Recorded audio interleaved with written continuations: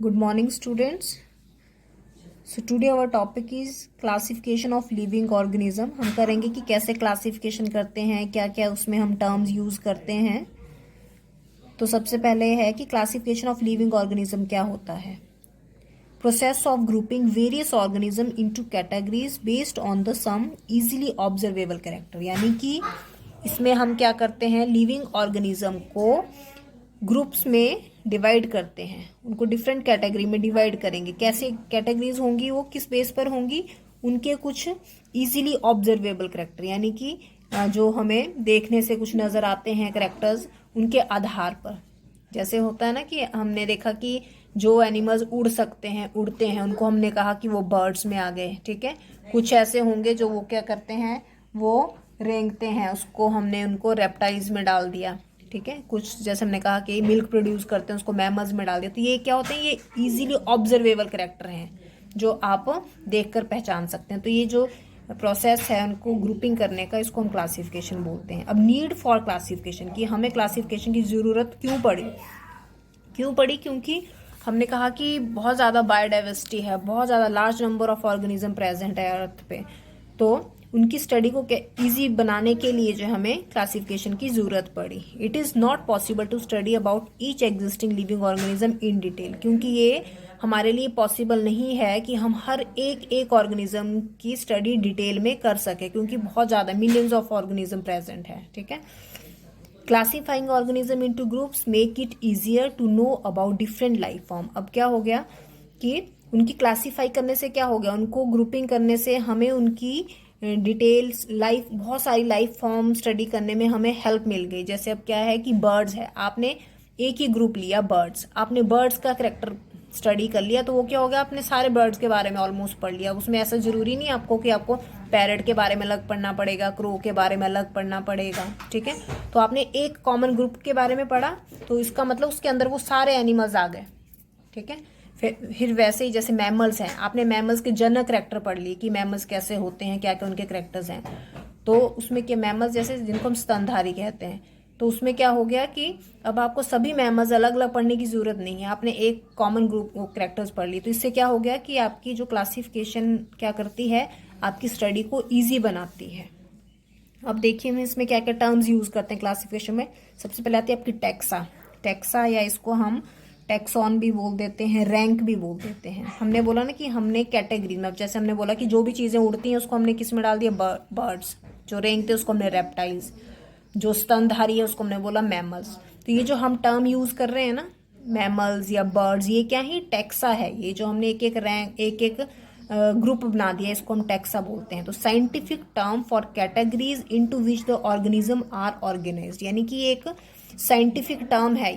ये साइंटिफिक एक शब्द दे दिया जिसमें हम क्या करते हैं, जिसमें ऑर्गेनिज्म को ऑर्गेनाइज किया जाता है, ग्रुपिंग की जाती है. तो उन कैटेगरीज को ही हम क्या बोलते हैं, टेक्सा. तो टेक्सा जो है वो क्या इंडिकेट करता है, क्या दर्शाता है, categories at very different level, अलग अलग लेवल. जैसे हमने बोला बर्ड्स हैं या रेप्टाइल्स हैं, तो वो सारे क्या हैं, वो टेक्सा है.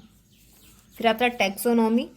All organism can be classified into different taxa. अब हमने बोला ना कि हमने अलग अलग टेक्सा बना दिए, अलग अलग ग्रुप्स उनके बना दिए. तो ये जो प्रोसेस है ग्रुपिंग का, अलग अलग टेक्सा बनाने का, उसी को हम टेक्सोनॉमी बोलते हैं. ब्रांच है ये साइंस की, इसको हम टेक्सोनॉमी बोलते हैं. This process of classification is called taxonomy. फिर आती है आपकी टेक्सोनॉमिक कैटेगरीज. ये सारी जो ओवरऑल अरेंजमेंट होता है, जितनी भी हमने ग्रुपिंग करी, इसको हम टेक्सोनॉमिक कैटेगरी बोलते हैं. A part of overall taxonomic arrangement is called taxonomic category. फिर आता है आपका टेक्सोनॉमिक हायरार्की. अब क्या है कि ये भी, इसमें भी हायरार्की होती है. हायरार्की मतलब जैसे छोटा फिर बड़ा, बड़ा बड़ा, इस तरह से हम चलते हैं क्लासिफिकेशन में. ठीक है. ऐसा नहीं होता कि अपनी मर्जी से कहीं पर भी किसी की क्लासिफिकेशन कर दी. उसमें हम एक पैटर्न फॉलो करते हैं. ठीक है. उसको हम हायरार्की बोलते हैं. तो टेक्सोनॉमिक कैटेगरीज जो हैं सारी, वो सब मिलकर क्या बनाती हैं, वो टेक्सोनॉमिक हायरार्की बनाती है. ठीक है. अभी हम करेंगे क्या होती है टेक्सोनॉमिक हायरार्की. फिर आपका टेक्सॉन या टेक्सा, ये भी हमने पहले भी किया कि क्या है, each taxonomic category represent a unit of classification. यानी कि जो एक यूनिट है क्लासिफिकेशन की, तो उसको हम क्या बोलते हैं, टेक्सॉन बोलते हैं या टेक्सा. आपने 10th क्लास में भी किया होगा कि बहुत सारी आपने क्लासिफिकेशन की होगी आपने ह्यूमन बीइंग की, होमोसेपियंस, ठीक है, होमोसेपियंस उसका साइंटिफिक नेम है। तो उसमें होमो जो है वो अलग टैक्सा है, सेपियंस जो है वो अलग टैक्सा है। तो इन सबको हम टैक्सा बोलते हैं या रैंक बोलते हैं। अब हायरार्की क्लासिफिकेशन क्या है, ये है आपका जैसे टैक्सोनॉमिक हायरार्की अभी हमने पढ़ा क्या होती है। तो हम कैसे ग्रुपिंग करते हैं, जैसे किंगडम, फिर phylum, division, class, order, family, genus, species, इसके आधार पर जो है क्लासिफिकेशन की जाती है। जो हमारे पास टैक्सोनॉमिक कैटेगरीज हैं वो हमारे पास 7 है। 7 टैक्सोनॉमिक कैटेगरीज आपको याद करनी है, ठीक है। जैसे आपके कोई भी, जैसे आपके प्रैक्टिकल के लिए क्या होता है कि आपके सामने एक स्पेसिमेन रख दिया जाता है, ठीक है, कोई एनिमल रख दिया आपके सामने, कोई इंसेक्ट रख दिया, उसको बोलेंगे कि उसकी क्लासिफिकेशन लिखिए। तो क्लासिफिकेशन में आपको ये सब लिखना है कि किस किंगडम का है, वो किस फाइलम का है, किस क्लास का है, ऑर्डर का है, फैमिली, जीनस का है, स्पीशीज का है। तो ये सब क्या है, ये हायरार्की है। हायरार्की मतलब ऐसा नहीं होगा कि सबसे पहले आप यहाँ पे स्पीशीज लिख दें या सबसे पहले आप जीनस लिख दें या अपनी मर्जी से उसको आगे पीछे कर दें, नहीं, उसको ऐसा नहीं कर सकते। वो एक ऑर्डर वे में ही लिखी जाएगी। तो ये जो ऑर्डर है उसका, these are called taxonomic hierarchy. अब आप इसको याद कैसे करेंगे, उसके लिए एक जनरल सा एक फॉर्मूला है। आपको क्या याद रखना है, कीप पॉट क्लीन और family get sick. Keep pot, pot मतलब जैसे बर्तन, कि हमें क्या करना है, बर्तन साफ रखिए वरना क्या हो जाएगा, फैमिली गेट सिक, फैमिली क्या हो जाएगी, बीमार पड़ सकती है, ठीक है, बीमार पड़ जाएगी फैमिली। तो ये इसके लिए फॉर्मूला है, कीप पॉट क्लीन और फैमिली गेट सिक। कीप, के से क्या बना आपका, किंगडम, सबसे पहले क्या आएगा, किंगडम। पी से क्या बना आपका, फाइलम, ठीक है। फाइलम हम यूज करते हैं एनिमल्स की क्लासिफिकेशन में, इसकी जगह हम डिवीजन यूज करते हैं प्लांट्स के लिए, ठीक है। किंगडम लिखेंगे आप, फिर उसके बाद फाइलम या डिवीजन आएगा।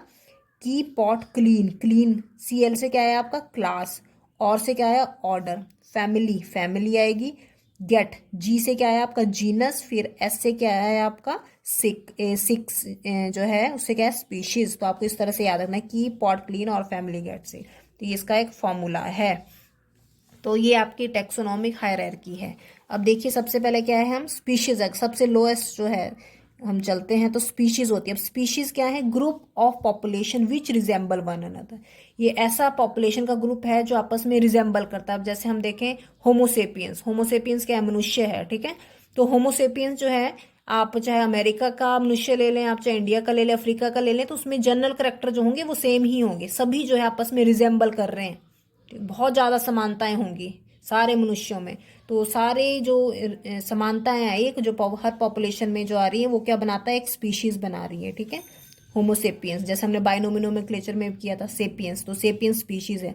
तो जिसमें क्या होता है कि बहुत सारी पॉपुलेशन आपस में मेल खाती हैं, तो उसको हम स्पीशीज बोलते हैं। और उनका जो रिप्रोड्यूसिंग जो पैटर्न होता है, रिप्रोडक्शन भी उनकी आपस में ही होगी। देखा है आपने कि मनुष्य जो है वो मनुष्य को ही जन्म देगा, ठीक है, मनुष्य जो है वो कैट को जन्म नहीं देगा या डॉग को जन्म नहीं देगा, डॉग जो है वो डॉग को ही जन्म देगा।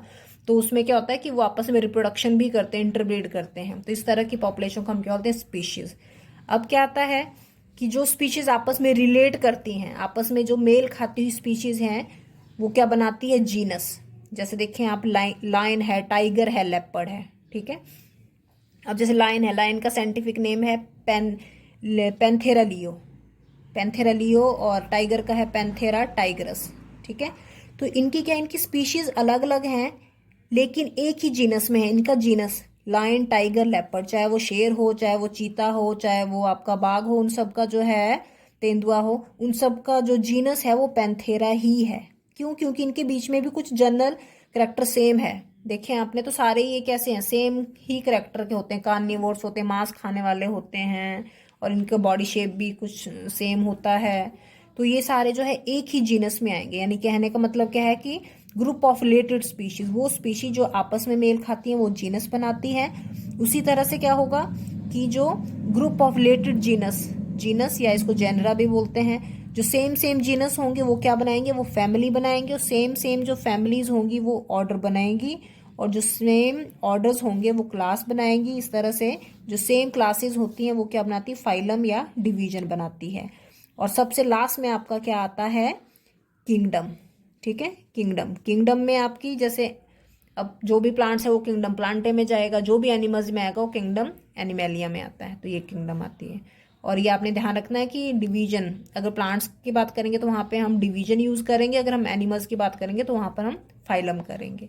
So that's all for today. Thank you.